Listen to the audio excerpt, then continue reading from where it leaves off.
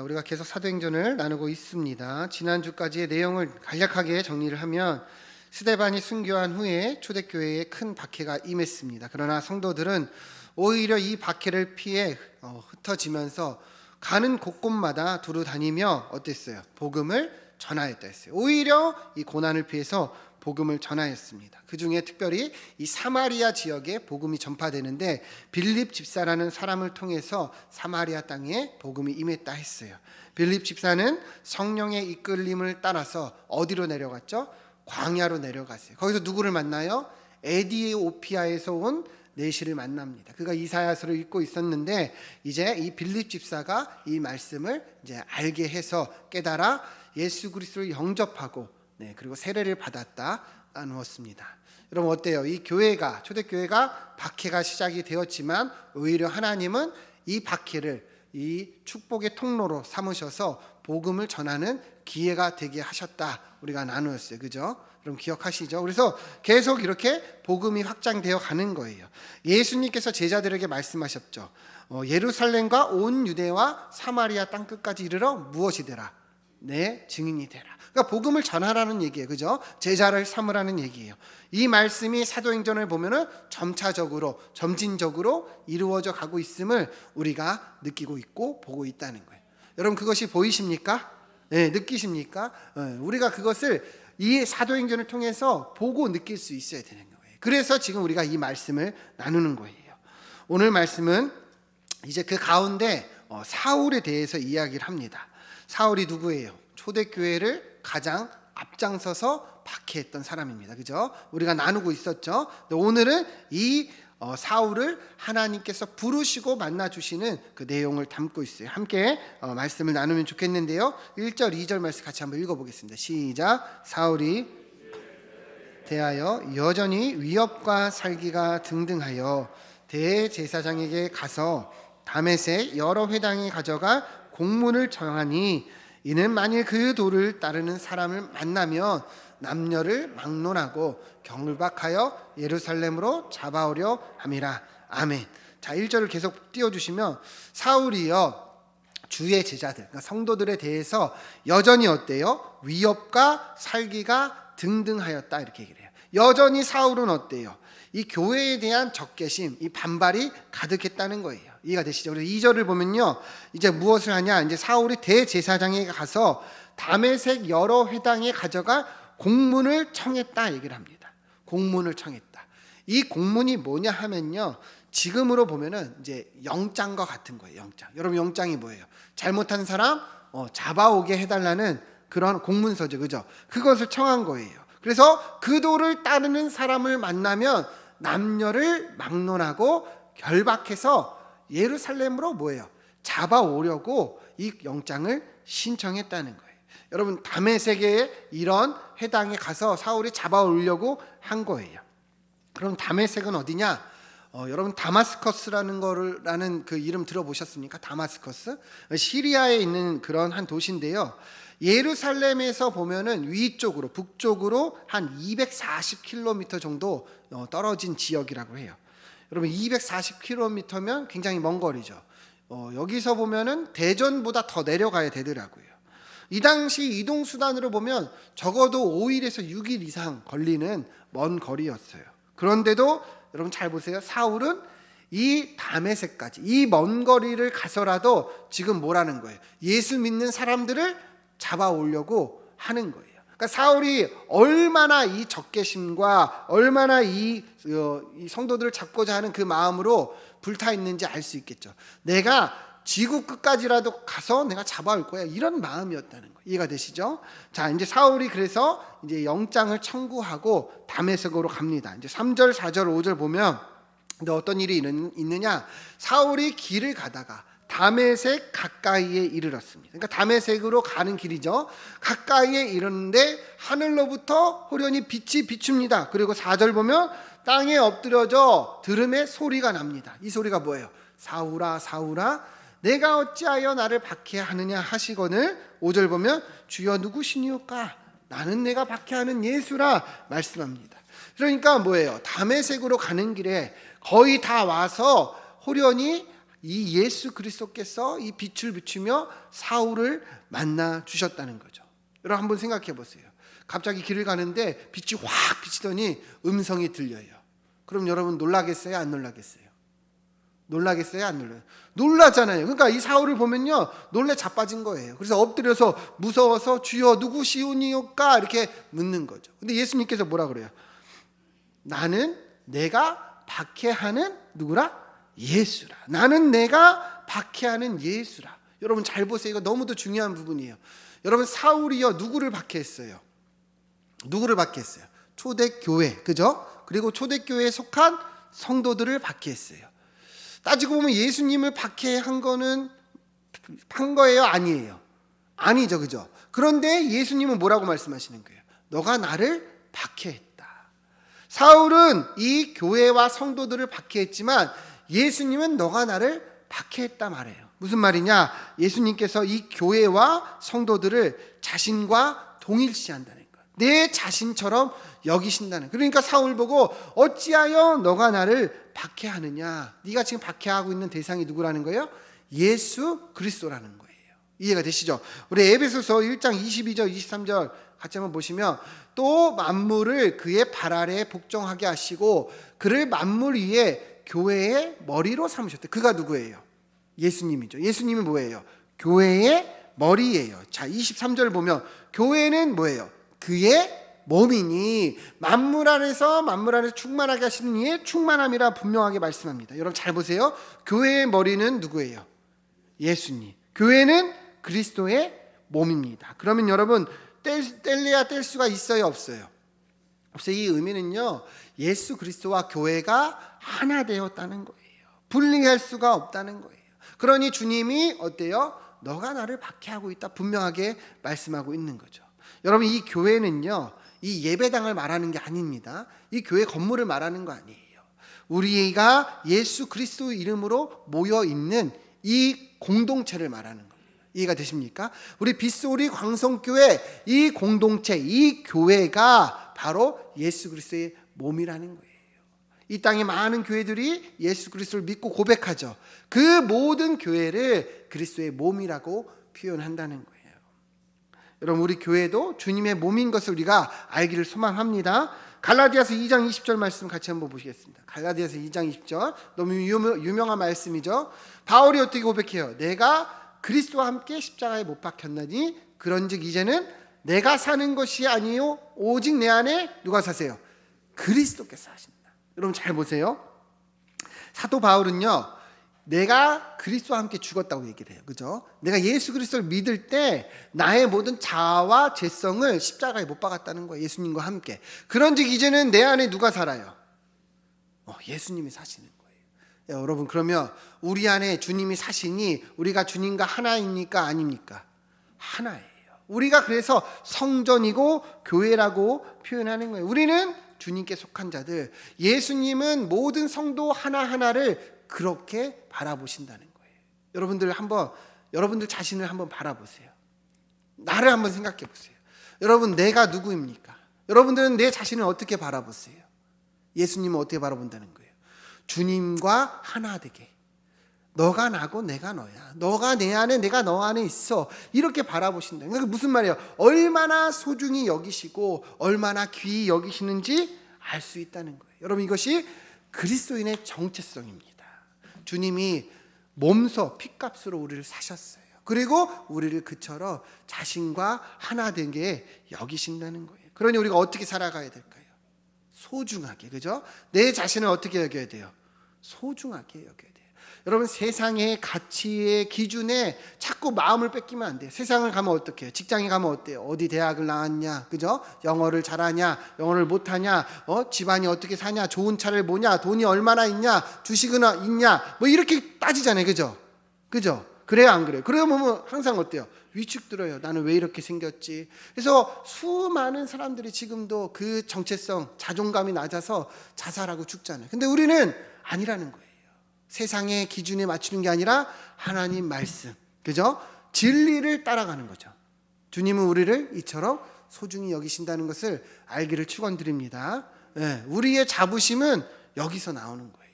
우리의 자존감은 여기서 나오는 거예요. 이해가 되시죠? 키가 좀 작으면 어때요? 그죠? 좀 뚱뚱하면 어때요? 다 하나님이 주시고 만드셨는데, 그죠? 다 소질이 다르잖아요. 적성이 다르잖아요. 누구는 공부 잘해서 좋은 대학 갈 수 있고, 누구는 공부를 못하지만 다른 걸 잘할 수 있는 거예요. 하나님이 다 그렇게 만드셨다는 거예요. 다 소중해요, 안 소중해요? 소중하다는 거예요. 이런 은혜가 있길 소망합니다. 자, 6절부터 보시면, 자, 사울을 예수님이 만나 주셨어요. 그리고 말씀하십니다. 너는 일어나 시내로 들어가라. 이 시내가 어디예요? 이제 다메섹으로 들어가라는 거죠. 근데 예수님께서 뭐라고 말씀하세요? 내가 행할 것을 내게 이를 자가 있느니라. 내가 행할 것이 있다는 거죠. 그죠? 무슨 말이에요?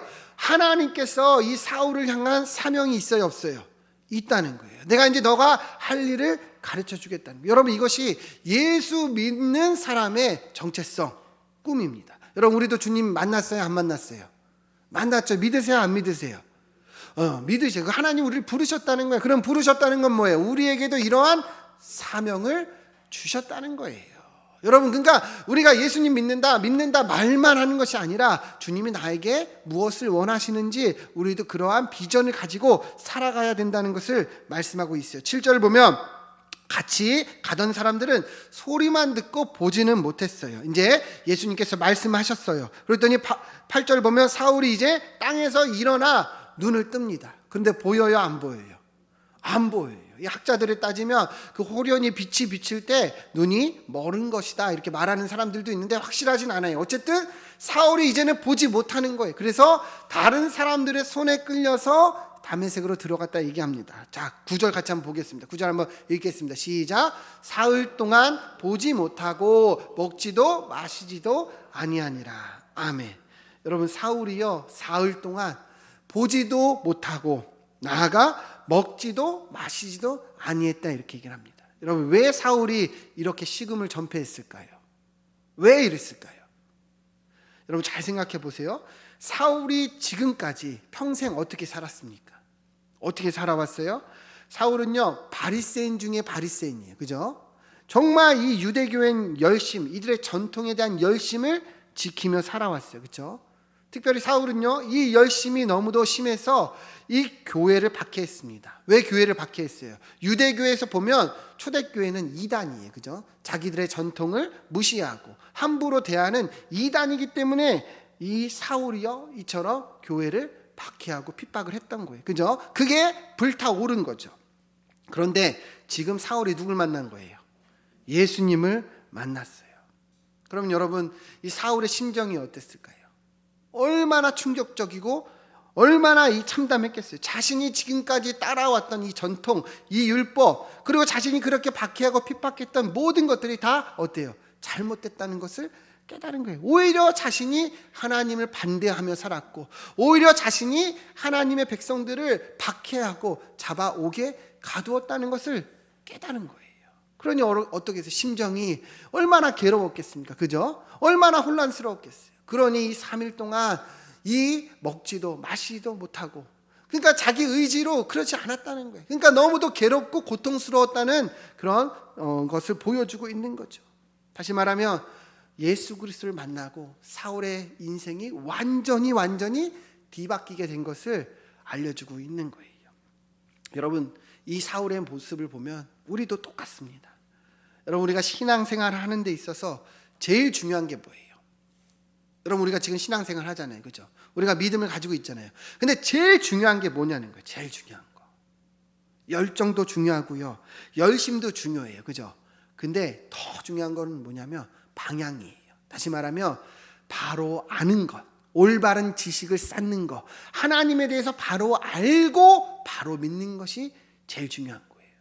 여러분, 우리가 마라톤을 한다고 생각해 보세요. 열심히 달려요. 근데 그 방향이 잘못되면 어때요? 아무리 달려도 이 결승점에 도착할 수 있습니까? 없습니까? 없어요. 그 열정과 열심은요 아무런 의미가 없는 거예요. 천천히 걸어갈지어도 올바른 방향을 알고 걸어가면 언젠가는 이 결승점에 도착하는 거예요. 우리도 이 신앙생활 하는 데 있어서요 하나님을 알고 올바로 알고 이 성경을 바르게 알고 바로 믿는 것이 제일 중요하다는 거예요. 제가 이 신대원 다닐 때 저희 반에 그 신천지에서 한 5년 정도 정말 높은 위치까지 생활했던 그 전도사님 한 분이 있었어요. 근데 그분이 그런 말을 하더라고요. 이 신천지 사람들이 얼마나 열심으로 전도하고 배우느냐, 거의 잠을 잘 안 잔대요. 정말 목숨 걸고 한다고 그러더라고요. 그래서 그 얘기를 듣는데 정말 마음이 아파요. 여러분 잘 보세요. 이 신천지 사람들도요, 같은 성경을 보고 있어요. 그죠? 그들도 성경 공부를 해요. 근데 어때요? 방향이 다르다는 거예요. 바로 알지 못하니까 이들이 배우는 이 말씀이 어디를 향해요? 자기들의 교주를 향하잖아요. 그러니까 아무리 열심과 열정이 있어도 이들이 믿는 것은 어때요? 헛되고 헛되다는 것이죠. 여러분, 그래서 우리도 이 이단들의 모습을 보면 그들이 얼마나 열심과 열정이 있는가, 어떻게 보면 우리가 부끄러울 때도 있어요. 그러나 그것이 중요한 것이 아니라 더 중요한 것은 바로 알고 바로 믿는 것. 그래서 그 열심과 열정이 올바른 방향을 향할 수 있도록 노력해야 된다는 거예요. 우리 로마서 10장 2절 3절 같이 한번 읽어보겠습니다. 시작. 내가 증언하노니 그들이 하나님께 열심히 있으나 올바른 지식을 따른 것이 아니니라. 하나님의 의를 모르고 자기 의를 세우려고 힘써 하나님의 의에 복종하지 아니하였느니라. 아멘. 2절 다시 띄워주시면 바울이 증언해요. 사실 따지고 보면 간증이에요. 그들이 하나님께 열심히 있으나 뭐가 없어요? 올바른 지식을 따른 것이 아니라는 거예요. 그러니까 열정과 열심만 있는 것이 중요한 게 아니라는 거예요. 바로 알아야지 된다는 거예요. 바로 알아야 되는 거예요. 하나님의 의, 예수 그리스도를 바로 알아야 우리의 열심과 열정이 의미가 있다는 것을 바울은 자신의 전생애를 돌아보며 고백하고 있는 것입니다. 여러분, 우리도 똑같아요. 바로 알아야 되고 바로 믿어야 됩니다. 바로 알고 바로 믿어야 돼요. 오늘날 한국교회, 많은 교회에도요, 잘못된 이런 신앙들이 들어오고 있어요. 뭐냐? 신사도 운동 같은 거, 기복신앙 같은 거. 얼마나 많은 교회에 이러한 이 프로그램을 행하는지 몰라요. 여러분, 이거 완전 잘못된 겁니다. 우리는 올바로 배우는 것들에 있어서 늘 깨어있고 경계할 수 있어야 돼요. 여러분, 우리에게는 믿음의 유산들이 있어요. 우리 믿음의 선진들이 남겨준 귀한 가치들이 있어요. 소요리 문답 같은 것들이 그렇고, 하이델베르크 문답, 이런 것들이 다 거기에 속합니다. 얼마든지 우리가 바로 알고자 하면 좋은 자료와 책들이 있어요. 우리가 수요일에도 이 성경대학을 하지만, 여러분, 성경대학을 왜 하겠습니까? 왜 할까요? 제가 왜 굳이 성경대학을 할까요? 바로 알기 위해서. 어떻게든 여러분들 창세기라도 한 번 더 읽어오고, 그죠? 성경을 좀 가까이 하기 위해서 제가 한다는 거예요. 우리가 매일 지금 마태복음 한 장씩 이렇게 올리고 있지만, 왜 굳이 매일마다 제가 그거를 편집하고 또 작성해서 올리겠습니까? 바로 알아야 바로 믿을 수 있고, 그죠? 바로 알고 바로 믿어야 신앙이요 올바로 성장할 수 있기 때문이라는 거예요. 여러분, 이 말씀이 우리 마음에 새겨지길 소망합니다. 우리도 바로 아는 데 힘쓰고, 그래서 성장해 가는 우리의 삶이 되길 소망합니다. 자, 10절부터 12절까지 보면, 자, 그때에 다메섹에 아나니아라는 제자가 있더니 주님께서 이 아나니아라는 사람을 환상장에 부르십니다. 아나니아야, 주여 내가 여기 있습니다. 11절 보면 이르시되 직가라 하는 거리로 가서 이 사울이라는 사람을 찾아라. 그가 기도하는 중이라. 12절 보면 그가 아나니아라는 사람이 들어와서 자기에게 안수하여 다시 보게 하는 것을 보았느니라 하시거늘 말씀합니다. 여러분, 사울이요 주님을 만나서 이 식음을 전폐하고 있었어요. 굉장히 고통 가운데 있었어요. 그죠? 얼마나 힘들었겠습니까? 그죠? 근데 이때 하나님은요, 누구를 준비시키느냐? 이 아나니아라는 사람을 준비시키는 거예요. 그죠? 이 아나니아 많이 들어봤죠? 아나니아, 우리 지난번에 나눌 때 아나니아와 삽비라 부부 기억나십니까? 하나님께 거짓으로 예물을 드렸다가 그 심판을 받았잖아요.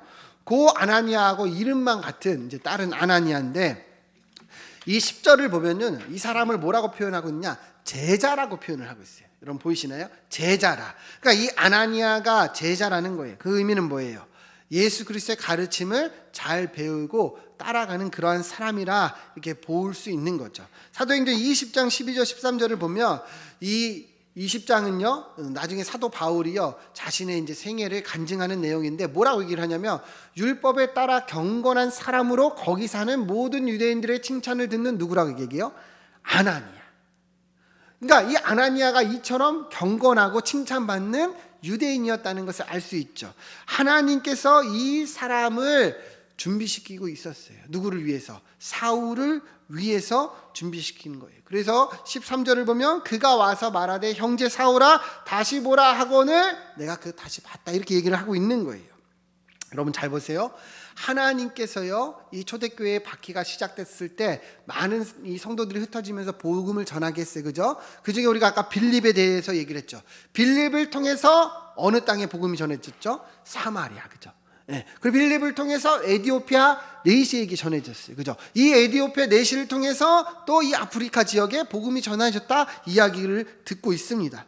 여러분 하나님께서요 어떻게 일하시는지 우리가 잘 볼 수 있길 소망합니다. 이 사울은요 후에 어떤 사람이 돼요? 정말 위대한 이방인의 사도, 그죠? 정말 이 훌륭한 이방인의 사도가 돼요. 근데 그에 앞서 누구를 준비시키신 거예요? 하나님이 아나니아를 준비시켰다는 거예요. 그러니까 하나님은요 하나님의 뜻을 행할 때 이처럼 동역하게 하시고 협력하게 하시고 준비시켜서 그 뜻을 이루어 가신다는 거예요. 여러분 우리도 똑같죠. 하나님께서요 우리로 함께 부르셨어요. 여러분 고백하십니까? 우리로 함께 부르셨어요. 빗소리 강성교회로 부르셨어요. 우리 옆에 보세요. 한번 옆에 분들 한번 보세요. 나 혼자 있어요? 같이 있습니까? 같이 있어요. 같이 있다는 거예요. 이 의미가 무엇이냐? 여기에 있다는 거예요. 아나니아를 준비시키신 것처럼 하나님은 우리 각 사람을 준비시켜서 함께 주의 뜻을 이루어 간다는 거예요. 제가 오늘 아침에 이제 와가지고 설교 준비를 이제 하고 있는데 이제 CCTV로 보면요 이제 성도들이 오는 게 보여요. 이제 보니까 우리 청년들이 이제 오고 우리 권사님 집사님들 오시더래요. 오면서 무엇 하느냐? 여러분 그 주보 보이시죠? 주보를 만들고 여기 보이시면 PPT 있죠? PPT 만들고 우리 권사님도 오셔가지고 막 방명록 그리고 열 체크하시고 막 안내하시고 많은 분들이 그렇게 이 교회를 위해서 헌신하는 것을 보면서 제가 마음에 참 감사함과 감동이 있었어요. 아 정말 이 말씀대로 하나님이 우리로 함께 하셔서 이 교회를 이루어 가시고 하나님의 뜻을 이루어 가시는구나 우리가 보고 있는 거잖아요. 여러분 정말 말씀대로 우리가 이루어져 있잖아요. 여러분 이제 나아가서 어떻게 해야 됩니까? 이제 하나님이 주신 은사대로 우리도 여러분 한 명 한 명 각기 주어진 하나님의 부르시는 사역에 그 나아가야 된다는 거예요. 혼자 부르신 게 아니라 어떻게 부르셨다고요? 함께 부르셨다. 그래서 협력해서 주님은 주의 뜻을 이루어 간다는 거예요. 그러니까 서로를 소중히 여겨야 됩니까? 소중히 여기지 않아야 됩니까? 소중히 여겨야 되는 거예요. 좀 나이가 있고 좀 어리고 다 각기 달라요. 그죠? 그러나 다 하나님이 부르신 소중한 존재들이요 우리로 함께 주님의 뜻을 이루어 간다는 겁니다. 자 이어지는 내용을 보시면 13절을 보면요 하나님께서 아나니아에게 말씀하셨어요. 직가로 가서 이 사울을 만나라. 근데 아나니아가 생각해 보니까 좀 이상한 거예요. 아나니아가 그래서 묻습니다. 주여 이 사람은요 내가 많은 사람에게 들었는데 예루살렘에서 주의 성도에게 적지 않은 해를 끼쳤습니다. 14절 보면 여기서도요 이 권한을 받아서 결박할 사람들을 잡아간다 하던데요 이렇게 묻는 거예요. 여러분 사울의 입장 여러분 아나니아 입장에서는 당연한 거죠. 그죠? 그러니까 이만큼 사울에 대한 이 그런 이름이 여기까지 다 펼쳐져 있었던 거예요. 그러니까 얼마나 사울이 극악무도하게 교회를 박해했는지 알 수 있는 거죠. 자 그런데 그 다음 구절 보세요. 그 다음 구절 보면 주님께서 뭐라고 말씀하십니까? 주께서 이르시되 가라. 이 사람은 내 이름을 이방인과 임금들과 이스라엘 자손에게 전하기 위한 택한 나의 그릇이라. 그러니까 예수님은 뭐라 그러신 거예요? 두말 없이 가라는 거예요. 너 그냥 잔말하지 말고 가. 내가 택한 그릇이야 말씀하셨어요. 그리고 16절을 보면 그가 내 이름을 위해서 얼마나 고난을 받아야 할 것을 그에게 보이리라 말씀하셨습니다. 하나님께서요 보내실 때 여러분 하나님께서 보내실 때는요 무조건 순종해야 됩니다. 그죠? 내 생각으로 내 머리로 이해가 되지 않아요. 왜 하나님께서 이렇게 하실까? 왜 돌아가게 하실까? 왜 이대로 내가 원하는 대로 풀리지 않게 하실까? 다 뜻이 있는 겁니다. 그죠? 아나니아도 순종하게 나아갑니다. 17절을 보면 아나니아가 떠나 그 집에 들어가서 이 사울에게 안수하여 말합니다. 사울아, 내가 오는 길에 만난 이 예수님이 나를 또 너에게 보내서 너로 하여금 다시 보게 하시고 성령으로 충만하게 한다 하시니 18절 19절을 같이 한번 읽어보겠습니다. 시작. 즉시 사울의 눈에서 비늘 같은 것이 벗어져 다시 보게 된지라. 일어나 세례를 받고 음식을 먹음에 강건하여 지니라. 아멘. 이 아나니아가 주님의 말씀에 순종해서 어떤 일이 일어납니까? 사울이여 다시 보게 되고 성령의 충만함을 받게 되었다 얘기합니다. 특별히 19절을 보면 이 사울이여 음식을 먹으며 이 회복했다, 강건해졌다는 것을 이야기를 해요. 여러분 잘 보세요. 사울이 예수님 만났을 때요 어땠어요? 눈이 멀어졌어요. 그죠? 다시 이 눈이 멀어졌어요. 근데 이 아나니아가 안수하여 기도하니 어떻게 해요? 다시 보게 됩니다. 그러니까 눈을 떴다는 거예요, 안 떴다는 거예요? 떴다는 거예요. 여러분 이 의미가 뭐예요? 사울이요 이제 예수 그리스도 안에서 눈을 떴다는 의미예요. 그러니까 영적인 눈을 뜬 거예요. 전에는 예수님을 알았어요, 몰랐어요? 몰랐잖아요, 그죠? 근데 지금은 주님을 알아요, 몰라요? 알아요. 그러니까 이게 보는 것은요 성경에서 믿음과 연결을 시킵니다. 여러분 잘 보세요. 여러분들도 지금 보고 계시죠? 보고 계세요, 안 보고 계세요? 저 보이시나요? 네, 저 보이시죠? 여러분 이 보는 거 어떻게 보게 되셨어요? 언제부터 보게 되셨어요? 무엇 때문에 보게 되셨어요? 설명할 수 있어요, 없어요? 없어요, 그죠? 여러분 믿음도 똑같아요. 여러분 예수님 믿으십니까? 믿으세요? 어떻게 믿게 되셨어요? 무엇 때문에 믿게 되셨어요? 몰라요, 그죠? 중요한 거는 보고 있는 지금이고 중요한 거는 믿고 있는 지금이에요. 그러니까 우리가 이것을 하나님의 은혜가 아니면 설명할 길이 없어요. 우리가 보고 있는 것처럼 우리가 믿고 있는 것입니다. 여러분 그러면 어떻게 살아야 돼요? 눈을 감고 살아야 됩니까? 눈을 뜨고 살아야 됩니까? 여러분 그럼 이따가 나가실 때 다 눈 감고 나가세요. 그러면 나갈 수 있어요, 없어요? 없죠. 우리도 똑같은 거예요. 믿음으로 살아야 된다는 거예요. 눈을 뜨고 사는 것처럼 믿음으로 살아야 된다는 거예요. 사울이 눈을 뜬 것이 바로 이러한 의미예요. 여러분 잘 보세요. 사울이요 이제 음식을 먹고 강건해졌어요. 다시 말하면 뭐예요? 사울이 이제 살아갈 이유를 찾았다는 거예요. 비전을 갖게 됐다는 거예요. 사울에게 꿈이 생겼다는 거예요. 나 이제 살아야지. 주님 안에서 그 꿈과 그런 목표가 생겼다는, 우리도 똑같은 거예요. 주님이 우리 만나 주셨죠, 그죠? 주님 만나 주셨어요. 우리도 주님 안에서 이 믿음이 있습니다. 그럼 주님 안에서 어떻게 살아가야 돼요? 이 믿음대로 비전과 꿈을 가지고 살아가야 돼요. 우리 주님 뭐라고 말씀하셨어요? 세상에 나아가 빛과 소금이 되어라. 하나님을 사랑하고 이웃을 사랑하라. 예수 그리스도의 복음을 전하라 분명하게 말씀하셨다는 거예요. 여러분 우리도 이 사울과 같은 이러한 변화된 삶이 되기를 축원드립니다. 주님이 우리에게 믿음을 주셨는데 여전히 이 믿음이 아니라 눈을 감고 산다면 우리 주님이 얼마나 안타까우시겠어요, 그죠? 여러분 오늘 이 말씀을 보면서 믿음은 살아야지. 내 자아가 아니라, 내 의지가 아니라, 내 뜻대로가 아니라 우리 주님의 뜻대로 살아야지. 그래, 내가 내일부터 내가 속한 직장에서, 가정에서 내 남편에게, 내 아내에게 사랑으로 헌신하고 섬기고. 왜? 예수님이 그렇게 하라고 말씀하셨잖아. 그렇게 우리가 결단하고 섬기고 이 주님의 뜻을 실천하는 우리의 삶이 되기를 주님의 이름으로 축원드립니다. 함께 기도하겠습니다.